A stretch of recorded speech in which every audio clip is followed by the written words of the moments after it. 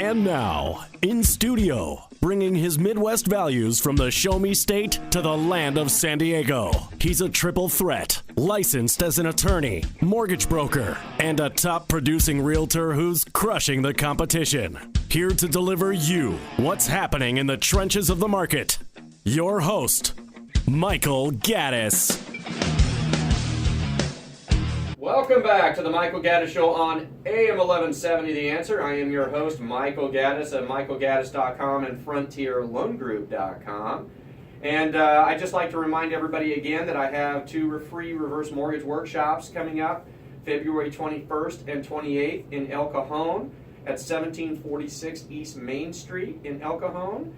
They're at Marietta's Restaurant. They are free, and they're Thursday, February 21st. And again, Thursday, February 28th. So now we're going to continue our discussion with Paul Downey, the president and CEO of Serving Seniors, servingseniors.org.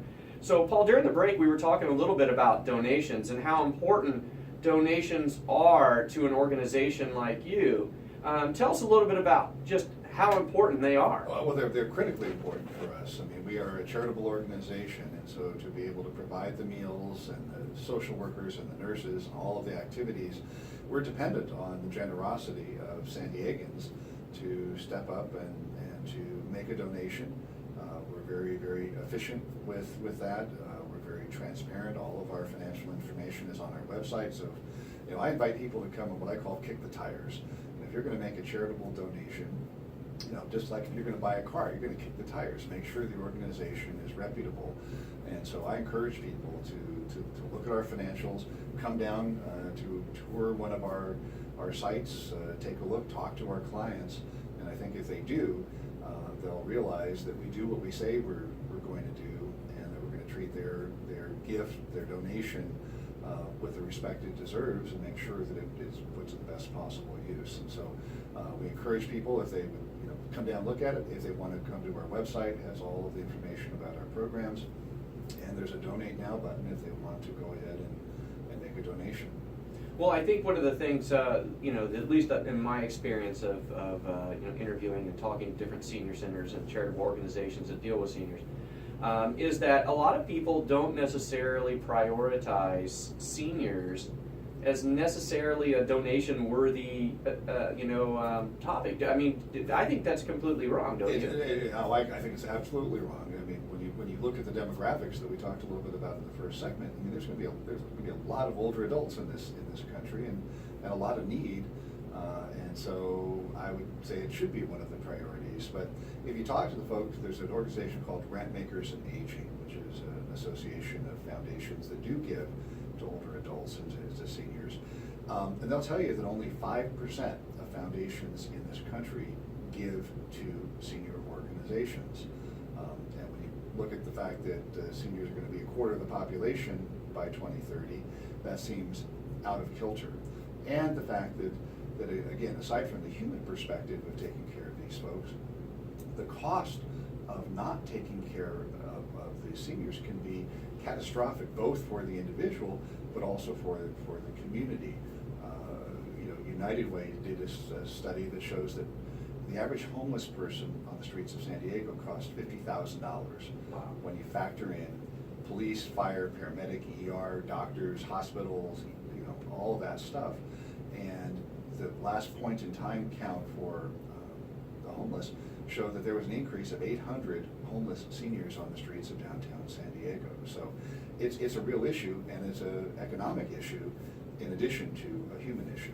Well, how does someone, if they want to donate to your organization, how do they go about doing that? Well, they can do it a couple of ways. Easiest way is to go to our website, servingseniors.org. Right on our homepage is a big Donate Now button. It's a secure web portal, so they can do their credit card or make the donation, or ATM card if they want to do that. They can also write a check. Our address is 525 14th Street, Suite 200, San Diego, 92101. Or they can come down in person and just, as I said, kick the tires, walk around, and if they would like to write a check, we would be, or make a credit card donation, we'd be delighted to accept it. Well, you're listening to the Michael Gaddis Show on AM 1170 The Answer. I am your host, Michael Gaddis at michaelgaddis.com and frontierloangroup.com. And our special guest today is Paul Downey, the president and CEO of Serving Seniors. So let's just rehash a little bit so that everybody listening right now can really get a full scope of what Serving Seniors does for these particular seniors. So they provide meals. What else do they do? Meals are the core. So what we do on a daily basis, we do about 2,400 meals and about 500 homebound seniors at 10 senior centers throughout the county. I have social workers, so the social workers are dealing with issues like Medicare, Social Security, Medi-Cal, elder abuse, housing, are all things that the social workers will deal with.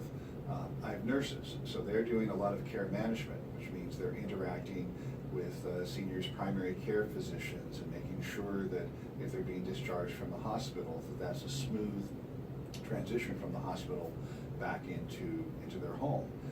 So we're providing that kind of wraparound service. In many cases, if these folks don't have family, the family might ordinarily do, but we're stepping in to provide that. Activities. One of the things that we are very proud of is that we have something called Civic Engagement Program. And so civic engagement means that we find meaningful volunteer opportunities for our seniors, whether it's for us or whether it's in the community, where they're doing something that is meaningful and purposeful. And just before the Christmas, they did a big drive to help the homeless. So they gathered blankets, sweaters, jackets. And so these are people who are in poverty themselves, yet are gathering things and going out onto the street and distributing these things. So it's that kind of purposefulness, because one of the things is, we talk about it being an aging society, that the question is, what do we do with all of this talent? We have these people who are aging, but we don't want to just stick them out in a rocking chair. I mean, that was maybe 40 years ago, that's what people did, but we try to make sure that they find something meaningful to be able to do.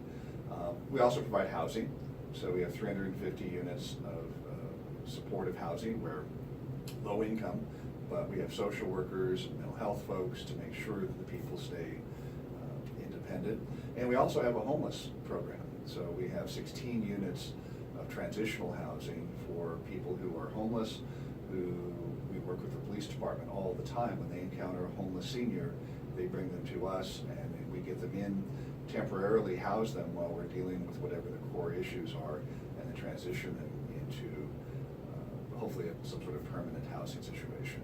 So Serving Seniors it's a pretty involved organization. It's not just providing meals. It does a wide scope of different things. It's a wide scope. I mean, we are really trying to focus at the whole person, and focusing on poverty, and doing what is needed to make sure that person gets out of poverty, or they may not get out of poverty economically, but get out of the circumstances in which they're living, and make sure that they've got a strong safety net around them so that they don't end up homeless, or they don't end up sick and unnecessarily in the hospital, because there's a direct correlation towards, again, health and independence. And there's a lot of times with older adults, there are illnesses that can be identified at the early stage and can be dealt with through the normal interaction with your doctor, or it can be ignored, which unfortunately happens quite a bit, and then a catastrophic event happens,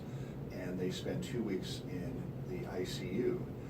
We work with a researcher who's done some work, and to give you a perspective, if you end up 2 weeks in the ICU at UCSD, that's $500,000.